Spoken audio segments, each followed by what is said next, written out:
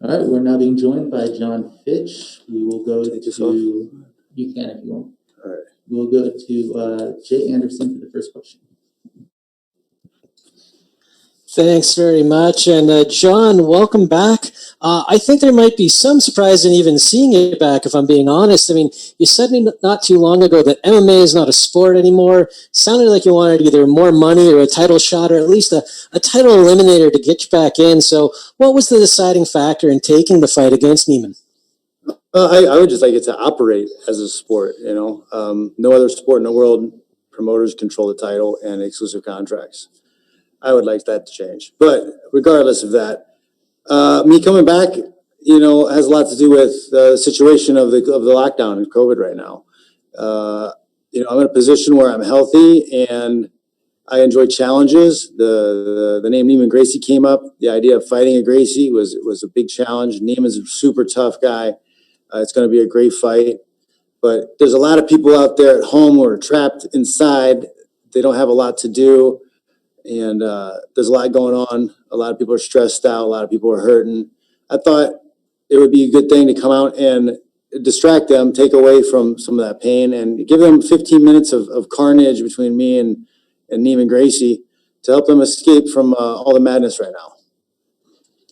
You spent a lot of time campaigning to make MMA a better sport on top of having a fantastic career in the cage. When all is said and done, which would you rather be remembered for? I mean, your in-cage accomplishments or, what you've done on the outside?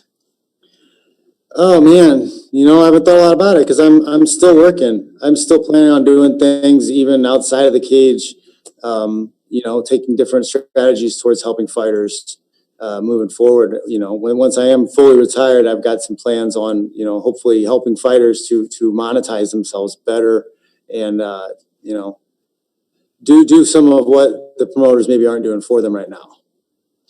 Last one for me. You are a dad now. How much does that factor in on your decision-making process when it comes to continuing your career? The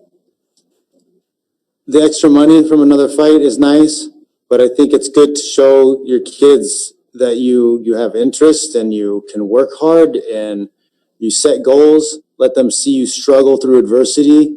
I think it's good for kids to see it. I think even if I'm, making myself fix something at home or build something at home or do something at home, I want them to see me do the work because they need to understand that if you put yourself into something, things break down, things fall apart, but you don't quit. You just keep doing it. Whether you're training for a fight, you're training for a title, you're trying to do something with a career, or you're just building a stupid shelf.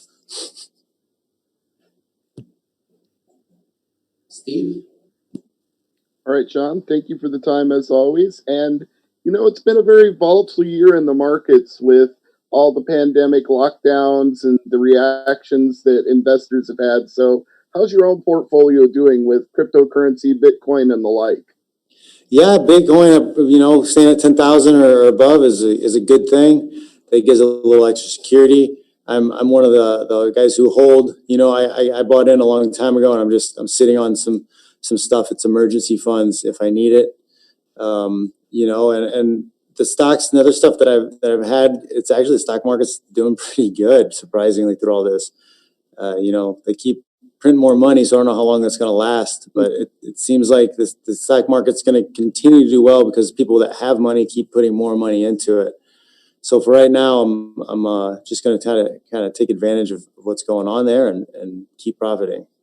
You've always been very open about fighters needing to look out for themselves, whether it's in terms of owning their license for their image or their name in video games or their portfolio in terms of what they can do after they retire from fighting. So do you think this is something that not just Bellator, but maybe mixed martial arts in general needs to adopt? Like fighters coming in should take a seminar to learn how to do these things?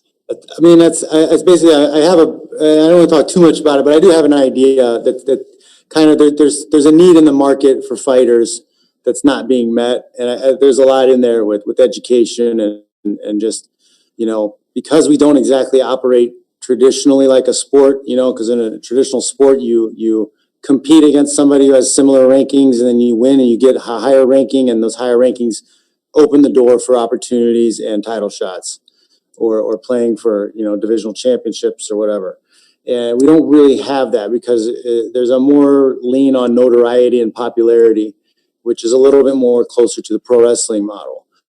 So regardless of what you like, you have to take advantage of what's happening right now and utilize it. So there's a lot of guys who kind of aren't doing that. I wasn't doing that. I didn't realize that because I wanted it so bad to operate the way traditional, ranking type sports happen.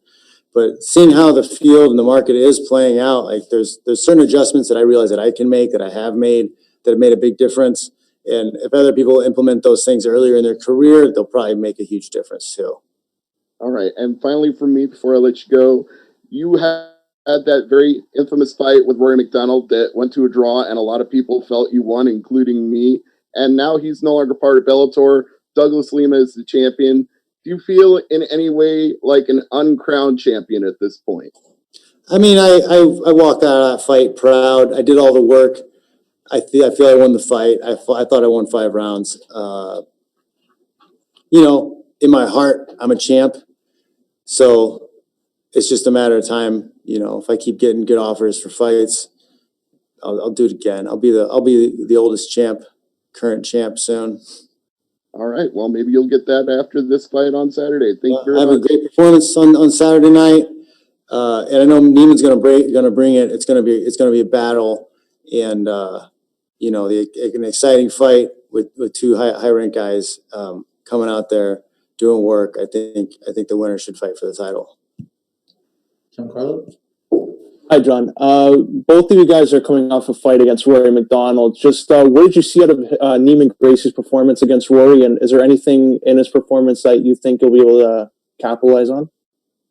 It was difficult to get too much out of the Rory fight with Neiman because Rory was very conservative. I feel like he wasn't trying to take any risks in that fight, and he took him down, put him in the fence, and just kind of stayed there. I want more action. There's a lot of people that need some distraction, and I want a barn burner. And just looking at the landscape in the welterweight division, like Scott Coker was saying that he still has a plan for Lima to move up to fight Mousasi for that vacant middleweight title. So, like, even if you win this fight, is there like a fight out there that you want, or would you be content with waiting for the winner of that fight? Yeah, I mean, at my age, I want to fight big fights. The Gracie fight's a big fight under the lockdown. It's a big fight. And the title, those are where the appeal are. That's what I want to do. Unless I'm going to get paid more money to fight somebody else, I want to fight for the title. All right, we'll take just a couple more, starting with Zach. Hi, John. Thanks for the time today. So one thing that a lot of people notice is you're performing at such a high level at an age where many athletes cannot replicate anywhere close to the ability that you're still putting out. So my question to you is, how do you maintain your longevity, and how much longer do you think you have? Because you see you have no signs of slowing down. I lift weights. But yeah, I think, resistance training, strength training is the real fountain of youth. There are studies that show that heavy lifting keeps your telomeres long. Your telomeres keep your DNA intact and healthy. I think that I stay away from processed foods. I eat a lot of whole foods. I eat a lot of meat, a lot of natural fats. I stay away from seed oils and vegetable oils. I think I just have a really good diet and the lifting weights, training all year round, not letting myself get too out of shape. I think they're big. I think it's a big a part of being healthy. My dad's 75 and he's had he had a heart attack a few years ago, but he's still a very healthy guy and he's still very active. He does a lot of woodworking. He's outside working all the time, plays a lot of golf. And, I would still say, even though he has a pacemaker, he seems 10 years younger than what he is. And I think my grandmother is 95 years old and she's a ball of energy. And I think things that move don't age as fast. So, you just get off your butt, maybe turn down the Netflix or turn off the Netflix and do something physical. Right, and your opponent in this fight, Neiman Gracie, obviously renowned for his amazing submission ability, and your game plan and what you specialize in kind of takes him into like his world with his grappling. But a lot of people would think that you have the advantage on the feet in this fight, even though it seems like your game plans more revolve around your wrestling. So, are you planning more to like exploit the striking advantage that you think you have, or do you want to challenge him on the ground? So, I mean, a lot of people don't really know what I'm doing when I fight, but I never force anything. I never force a takedown. I'm never looking to get the takedown. I go into the fight taking what's easy. And if the guy opens up and the takedown comes easy, that's where it goes. So I don't ever come in with a game plan like I have to do this in order to win. I have to be in shape. I have to be strong, and I have to react appropriately to the situations that come around. The Fitch Smash system that I've come up with answers all those questions. And as long as I'm in shape and my mind is working right, like I'm going to make the right choices and win all the scrambles in every position. So if that means like he gives me an easy takedown and I get it and I go to work there, I'll do that. If he makes it easy for me to jab and stay at distance, then I'll do that too. Hey, John, Kevin here. One of the key questions that I wanted to ask you was, yes, you said, if he gives you the easy takedown, you're willing to take it. But since he is a Gracie and, he has the exceptional jiu-jitsu skills, will you look for the perfect opening, or are you just going to go in for the takedown? Man, I've trained myself to the point where I react. I do things and I'm like, oh, wow, that was nice. That came easy. Oh, I did that pretty well. Like, you shouldn't have to be thinking about what you're doing too much in a fight. It should be at that point reactionary. You should have trained your body. You should have programmed the machine ahead of time. If you haven't programmed the machine ahead of time, you're gonna struggle. All right, and another thing is, you said it's either the title fight or not, and the way the promotions are going, it's not easy getting the fights you want. Would you compare, MMA promotions to almost a sort of WWE, the way they treat this? It is. The business model is pro wrestling. And I mean, you can say it's good or bad or whatever, but I think that it takes away from the athletes a little bit because it's not quite a sport in that sense. We don't get to challenge UFC fighters. We don't get to challenge, professional fighter league challengers or whatever. I feel like we should have some kind of unified system where we have, sanctioning bodies that control the title and the promoters cross promote. I think that would be better for all the promoters. I think it would be better for the companies that would step up and become sanctioning bodies. That would create more businesses, more jobs.